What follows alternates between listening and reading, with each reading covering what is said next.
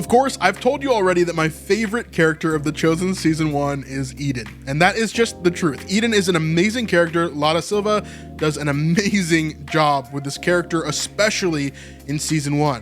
Why? Because it gives a grounding point and an opposition point for Simon Peter. Simon is such a brash and action-oriented person that having someone like Eden who can just tell him the truth and kind of correct him when he's wrong, but also lift him up when he's down is such a refreshing kind of Azer Conegdo to his relationship there.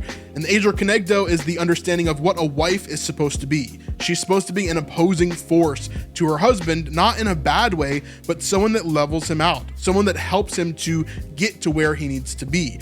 And that is exactly what Eden does here. So let's jump into this episode. Let's look at this little part from Season 1, Episode 5, as Eden is crushing some grapes, so feet warning, just so you know. And let's jump into this. Here we go.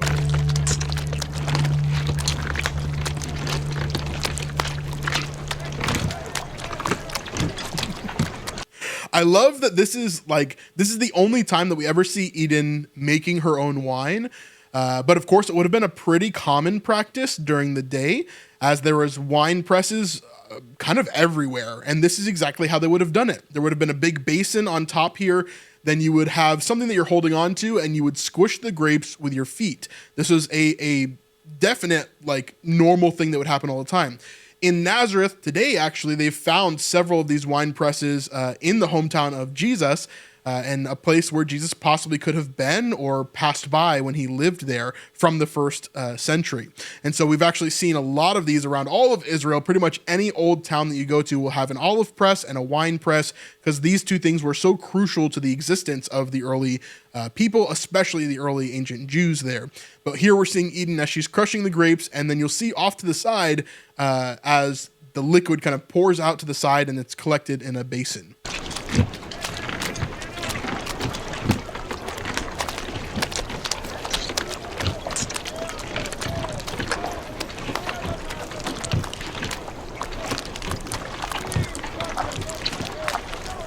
Eden,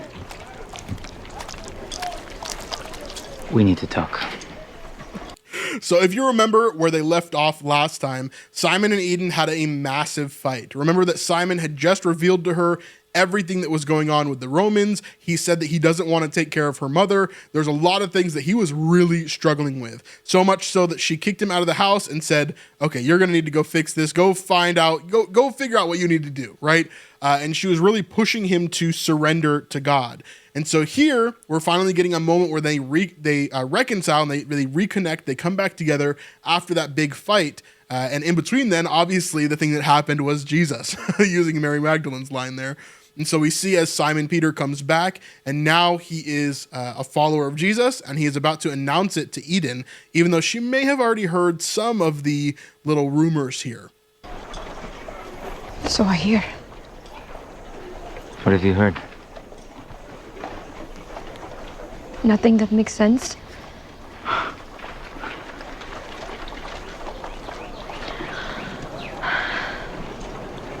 Last night you told me the truth. Let's continue with that.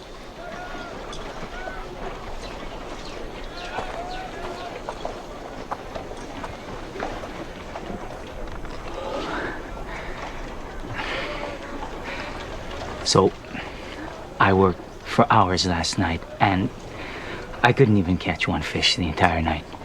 And then Andrew and the boys showed up. Thank you for that, by the way. And none of us could catch one fish the entire night. It was horrible. So remember, Eden is the one that sent Andrew and the boys out to help Simon on the lake last night. And of course, he appreciates that, not being alone. It kind of showed him that Eden was ready to forgive him, but not quite ready to go herself, you know? And this morning we finally gave up and we went ashore. But there was this teacher on shore. And Andrew knew who he was, but I'll talk about that later. He told me to cast one more time, which made no sense, but I did it anyway because of the way he looked at me. And then so many fish showed up. They were pouring into the boat. So many kept coming that Zebedee ended up filling both of our boats, enough to pay off the whole debt.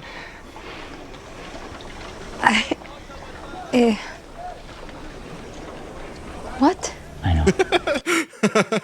I love that line there because, of course, what are you going to say to that, right? This teacher showed up. He told me to put down my net one more time, and now we have enough fish to pay off our entire debt, plus way more, which we're going to find out in a later episode. But yeah, pretty intense stuff, right? Like, how do you respond to that as a wife? Why don't you seem happy? Well, this is hard to explain. More than what you just told me. You know, it's like the story of Elijah and Elisha. Yes? Elisha was plowing with 12 yoke of oxen when Elijah the prophet just walked up and threw his cloak over him. So to give some more context to this, of course, they're Jewish. They would have understood this story immediately. Elijah, of course, is one of the most famous prophets of the Old Testament, probably the biggest prophet of the Old Testament other than maybe Isaiah, right? Elijah was this big prophet. Think about the prophets of Baal that he slaughtered and had this competition with, right? He's obviously an incredibly important prophet. His protege, Elisha, he went up to him and he put down his cloak, and this was a sign of him asking Elisha to follow him. And so that's what he's kind of explaining here. But of course, he's saying the same thing is happening with me and Jesus. This guy shows up, he tells me to follow him, and now that's what I'm going to do. And he's kind of explaining that to Eden here. I call him to follow him. And without delay, Elisha slaughtered the oxen, burned the plow, and left everything behind. Yes. The teacher, Andrew told me, but I didn't believe him at first. He's the Messiah. I know it sounds impossible, but I saw it with my own eyes. He made boatfuls of fish appear out of nowhere. And the words he spoke, the one John told Andrew was the Lamb of God who takes away the sin of the world, it was him. And then So think about this from Eden's point of view, right? This is super overwhelming. Not only have you just reconciled with your husband after this huge fight has happened, not only is he now telling you that the Messiah is here that you've been waiting for hundreds and hundreds of years, well, not her personally, but the Jewish people, right? For her entire lifetime, she's been waiting for the Messiah and being told that he is going to come. And then on top of that, you're seeing that your husband is now setting up this story for him burning everything and following the Messiah. This is like this would be a crazy moment for her to be able to navigate through this mentally. Would be really tough. I know it would be for me, for sure. If my wife was like, hey, like, here's 7 things that you never thought would happen, and they're all happening right now. Here's the decision that I've made, and by the way, can you pack me a bag? Because goodbye, you know, like it'd be very hard to kind of get over. But I love Eden's response here. Hey, real quick, if you're enjoying this video and you want to help us out to create more videos just like this, there's a few things that you could do to help. The best free way is to just watch our videos. If you can watch the rest of this video and then maybe even go watch another video after that, that'll tell YouTube that we're the best channel on the platform, and it'll really help. If you want to go above and beyond and help us financially to consistently help us make more videos, the best way to do that is through snipesupport.com. You can pledge $5, $10, or $25 a month and get a bunch of extra content that doesn't really go anywhere else. For example, our full live streams. The video that you're watching right now is a part of a live stream, but you can get the full live stream without any cuts or edits or anything over on patreon.com or snipesupport.com. Anyway, let's get back to the video. Thank you so much for your support. And then he called me to follow him. And Andrew, James, and John, to go where he goes and to learn from him. And he said that I wouldn't be a fisherman anymore, but that I would catch people instead. I don't even know what that means, but I'm sure what I saw. He's the one we've been waiting for all our lives, and I want to quit fishing and leave the sea behind to go. I know it makes no sense, and I knew it would make you upset. All I can tell you is that this is... Oh, why would I be upset?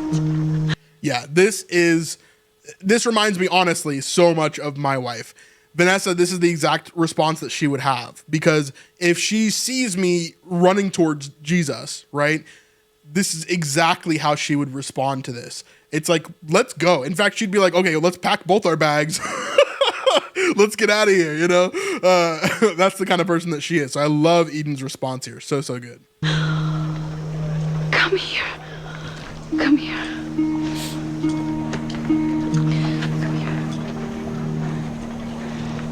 This is the man I married.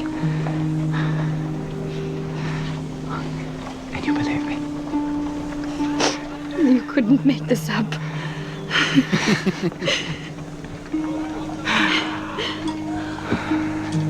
Of course he chose you. I don't know why he did. I tried to tell him I'm a sinful man. Everyone is sinful. I don't know what this means. I don't know yet how I'm going to provide. I don't care about that. Then why are you crying? Because someone finally sees in you what I have always seen. Yeah, I love that line too, because someone finally sees in you what I have always seen.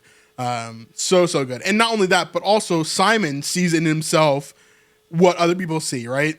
Or at least a piece of it. He's starting to experience that and walk that journey, which is super, super cool. You're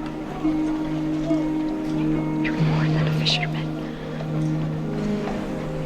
You know, I will travel sometimes. I don't want you to feel abandoned. I will travel sometimes. He's gone for the rest of the show. Like, he's gone the majority of the time from Eden.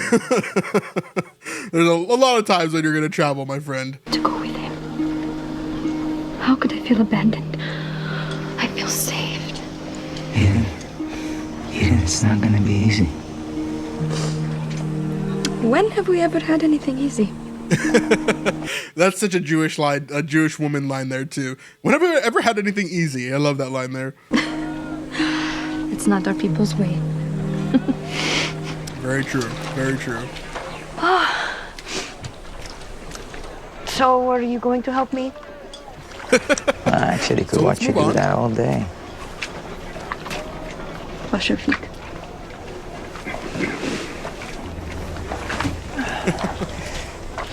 We leave for Cana today. What's in Cana? A wedding? What does the wedding have to do with the liberation of Israel? I'm about to find out. So you see what she did there too. She says, what does a wedding have to do with the liberation of Israel? So her immediate instinct for hearing about the Messiah is not, okay, Jesus is here for our salvation. It's immediately the understanding of the Messiah is that he is a conquering king to come to destroy the Romans. Okay. That's why she feels saved. She feels saved because one, Simon is now chasing after God, which is great. But the Messiah is here, which means that now the Messiah is going to overthrow the Romans, and he's going to use Simon to do that. And so she's like, why would you go to Cana? What does that have to do with overthrowing the Romans? What does that have to do with the liberation of Israel? So that you can tell that's their immediate thought. Even Simon is on that same train, which we're going to see more of in the rest of season 1 and into season 2 as well. And so we're going to see all of it kind of unfurl. And then they become kind of disillusioned with this idea of Jesus being a conquering king. And they kind of start to understand where he's going later on, but not even to the full extent that obviously we see with hindsight. And so it's always really interesting to me to see the characters and how they respond in these certain areas. Like Eden is clearly not thinking of Jesus in the way that we do. She's thinking of him as this large warrior who's going to come in and destroy the Romans. It's going to release Israel from captivity, you know. Definitely different than we think of him. Absolutely. Come on. Don't you think our wedding was a kind of liberation? From your fear that I would be bald. Oh, my father's nearly blind.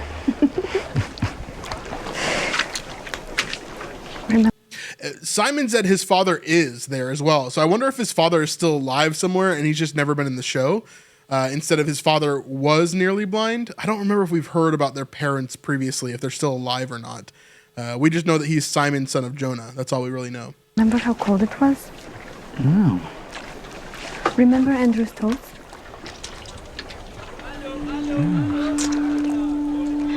Remember the rabbi lost his place? No. What? He made everyone stand up and please be seated. Twice in a row, you don't remember? What I will remember for the rest of my life is lifting your veil. I'd fight tigers for that memory. I will say this too. I think a lot of people get uncomfortable with the marriage aspect of The Chosen with Simon and Eden, particularly like when they kiss or when there's like a slightly sexualized scene, right? But I think that it's done very, very well. Like obviously there's nothing that goes overboard. There's no PG-13 moments in any of the marriage stuff, right? Which is fine. But the innuendo and the different things like that, like it feels like a marriage to me. I'd love to hear your thoughts on that below if you have any thoughts on it. But yeah, I think they do a really, really good job overall. You'd fight tigers? Well, unless it was as cold as our wedding day right before the sun came up and you got tangled around chuppah. You do remember.